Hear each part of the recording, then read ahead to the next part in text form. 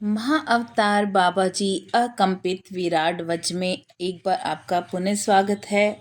आज अध्याय 3 में शीर्षक संत जो बाबा जी नहीं हैं।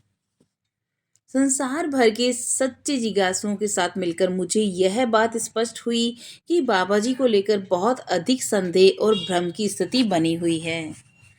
जैसा पहले भी बताया जा चुका है कि बाबा जी शब्द का सामान्य अर्थ पूज्य पिता होता है एवं भारत में बड़े बुजुर्गों को इस नाम से ही संबोधित किया जाता है। अतः सभी संशयों को स्पष्ट करने के लिए और इस उलझन से मुक्ति पाने के लिए मुझे इस बात की आवश्यकता महसूस हुई कि कौन सच्चे शिव गोरक्ष बाबा जी नहीं हैं या कौन शिव गोरक्ष बाबा जी नहीं हो सकते। बाबा जी हेड़ाखंड प्रथम। ये बाबा जी प्रकट हुए कुमाऊं की पहाड़ियों के बीच हेड़ाखंड नामक स्थान में अपनी लीला की। ये हेड़ाखंड बाबा के नाम से प्रसिद्ध हुए। बहुत से लोग यह कहते हैं कि वे द्रोणाचार्य के पुत्र अश्वत्थामा थे। महाभारत के महान युद्ध के पश्चात वे चिरंजीवी हो गए और अविनाशी होकर वे आज भी अपने सूक्ष्म या स्थूल शरीर में जीवित हैं। कुछ साधक उन्हें शिव का अंश अवतार भी मानते हैं। वे हिमालय में कहीं गुम हो गए और ऐसा माना जाता है कि वे गुप्त रूप से अश्वत्थामा के रूप में वहां विचरण कर रहे हैं। ये वे महाअवतार शिव गोरक्ष बाबा जी नहीं हैं जिनका मैं संदर्भ दे रहा हूँ और जो शिव की पूर्ण अभिव्यक्ति हैं, और ना ही ये वो बाबा जी हैं जिनका उल्लेख योगानंद की आत्मकथा में मिलता है। स्वामी राम ने हेड़ाखंड बाबा की आध्यात्मिक प्रतिष्ठा को सोमवारी बाबा जी और स्वयं के गुरु बंगाली बाबा के समकक्ष बताया है। अतः इससे यह बात तो और भी स्पष्ट हो जाती है कि ये शिव गोरक्ष बाबा जी नहीं हैं जो अनुपादक हैं, अजर हैं, अमर हैं और अनंत शिव की प्रत्यक्ष अभिव्यक्ति हैं। बाबा जी हेड़ाखंड द्वितीय। हेड़ाखंड बाबा प्रथम के अंतर्ध्यान होने के कुछ वर्ष पश्चात एक युवा बालक नेपाल से कुमाऊं प्रदेश में हेड़ाखंड बाबा के आश्रम आया और इस बात का दावा करने लगा कि वे इस नए जवान शरीर में हेड़ाखंड बाबा ही हैं और वह भी अब इसी नाम से जाना जाएगा। दोनों बाबा ने अपना नाम उसी स्थान पर रखा, हेड़ाखंड, जहां वे रह रहे थे, जैसा कि सामान्यतः भारत में किया जाता है। हेड़ाखंड बाबा प्रथम के अदृश्य हो जाने के पीछे कुछ अस्पष्टता बनी हुई है। कुछ लोग कहते हैं कि उन्होंने दूरस्थ हिमालय की श्रेणियों में महासमाधि ले ली, योग क्रिया के द्वारा स्वेच्छा से अपने शरीर से प्राण निकाल लेना, जबकि कुछ दूसरे कहते हैं कि उन्होंने अपना शरीर रूपी चोला बदल लिया था और एक नया शरीर ग्रहण किया जो इस जवान नेपाली बालक का शरीर था। इस युवा सिद्ध ने अपने जीवन लक्ष्य के दौरान कई चमत्कार किए। उसे सच्चे अनश्वर बाबा जी के रूप में अत्यंत श्रद्धा और सम्मान मिला। परंतु वर्ष कुछ उसके कुछ वर्ष बाद उनकी मृत्यु हो गई और वह एक अंश अवतार या बाबा जी का ही एक रूप हो सकता था। लेकिन इस बात पर संशय की छाया आ गई कि जब वह परलोक सिधार गए, हेड़ाखंड बाबा के लौकिक रूप से अस्तित्ववान होने के ऐतिहासिक साक्ष्य मौजूद हैं, लेकिन उनकी मानवीय मृत्यु हुई। अतः ये स्पष्ट है कि वे अनश्वर महाअवतार बाबा जी तो नहीं हैं। गोरख नारायण। गोरख बाबा के नाम से प्रचलित ये संत हिमालय के कुमाऊं प्रदेश में रहते हैं। श्री बाबा जी नामक पुस्तक से विख्यात हो जाने पर कभी कभी उन्हें श्री बाबा जी भी बुलाया जाता रहा है। श्री बाबा जी पुस्तक में ये लिखा है कि गोरख नारायण का एक नाम शिव गोरक्ष बाबा जी भी है। यह योगी गोरख नारायण हो सकता है कि शिव गोरक्ष बाबा जी के नाम से जाने जाते हों, लेकिन यहाँ मैं आपको यह बिल्कुल स्पष्ट कर देना चाहता हूँ कि ये वो प्रसिद्ध शिव गोरक्ष बाबा जी भी नहीं हैं जिनका संदर्भ मैं इस पुस्तक में दे रहा हूँ, और न ही वे योगानंद की आत्मकथा वाले बाबा जी ही हैं।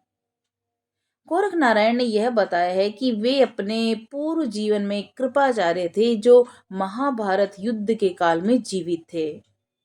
शिव गोरक्ष बाबा जी जिनका मैं यहाँ उल्लेख कर रहा हूँ स्वयं भगवान शिव की प्रत्यक्ष अभिव्यक्ति हैं। महाभारत युद्ध के दौरान दिव्य महाअवतार बाबा जी ने कुंती के 6 दिव्य पुत्रों के जन्म का आशीर्वाद दिया था। वे किसी युद्ध के बखेड़े में फंसने से कोसों दूर थे। इसके विपरीत वे महाभारत युद्ध के मौन दर्शक एवं दिव्य साक्षी थे। इससे ये स्पष्ट हो जाता है कि ये वे कृपाचार्य नहीं थे जिन्होंने पांडव और कौरव वंश के बीच हुए महाभारत युद्ध में भाग लिया था। गौरख नारायण हिमालय के अन्य योगियों की तरह एक आश्रम में रहते हैं, जहां तीर्थयात्री एवं पथिक उनसे आसानी से मिलकर उनका आशीर्वाद ले सकते हैं। जिन बाबा जी के बारे में मैं बात कर रहा हूँ, शिव गोरक्ष बाबा जी एक दिव्य सत्ता हैं, जिनसे मिलना तभी संभव है जबकि स्वयं वे ऐसा चाहें। यहाँ तक कि वे अपने लौकिक रूप में भी जब जहाँ जैसी आवश्यकता पड़ती है वे अभिव्यक्त हो जाते हैं, लेकिन सदा ही केवल मार्गदर्शन या जगत के क्रमोत्थान को प्रोत्साहित करने के लिए अथवा बेहद दुर्लभ परिस्थितियों में विशिष्ट व्यक्तियों को दर्शन देते हैं।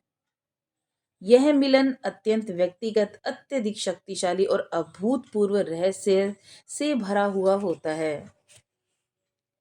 बाबा जी नागराज। हम दक्षिण भारत के कोई संत बाबा जी नागराज के ऐतिहासिक अस्तित्व को पहचानने के लिए पूरी निष्ठा से कोशिश कर रहे हैं। हमने तमिलनाडु के तंजावुर नगर में सरफोजी सरस्वती महल पुस्तकालय में उनके नाम की खोजबीन की।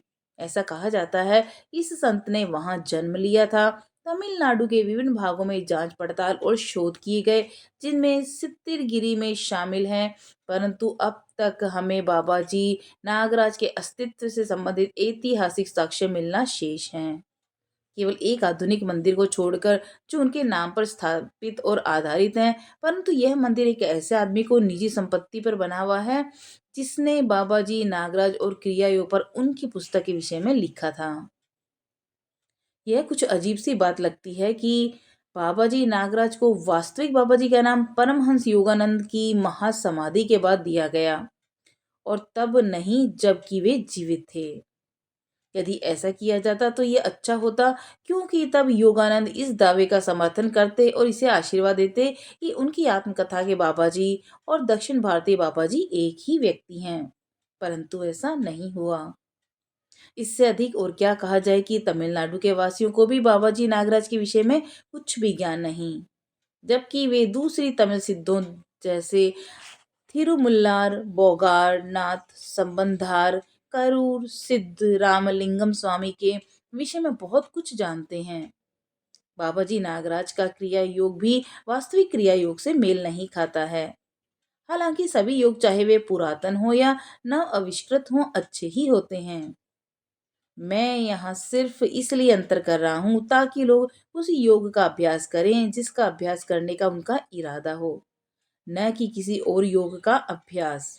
जहाँ तक बाबा जी नागराज के ऐतिहासिक अस्तित्व के साक्ष्य मिलने का प्रश्न है, हमें अब तक तमिल सिद्धों के परिप्रेक्ष्य में इस नाम के किसी भी संत का कोई भी संदर्भ या सबूत नहीं मिला है। बाबा जी नागराज की खोज में हम एक छोटे नगर सित्तिरगिरी पहुंचे। इस नगर का नाम 18 दक्षिण भारतीय सित्तिरों या सिद्धों की परंपरा की विरासत पर बिल्कुल ठीक रखा गया था। हमने वहां 18 तमिल सित्तिरों की मूर्तियां देखी, परंतु बाबा जी नागराज का नाम कहीं भी उल्लेखित नहीं पाया। हालांकि उन 18 मूर्तियों के ठीक बीच में एक मूर्ति के चरणों के पास हमने फूल गिरे देखे, जो उसे उनका प्रमुख या उनका गुरु होना बता रहा था। जैसा कि हमें मंदिर के महंत ने बताया कि यह मूर्ति शिव गोरक्ष बाबा की थी, जो हिमालय से ऋषि अगस्त्य और सुंदरनाथ के साथ उत्तर भारत से योग के ज्ञान को दक्षिण तक लेकर आए। नेपाल में एक कथा है कि जिसके अनुसार शिव गोरक्ष बाबा जी ने एक बार स्वयं को नागाओं के आध्यात्मिक राजा के रूप में प्रकट किया।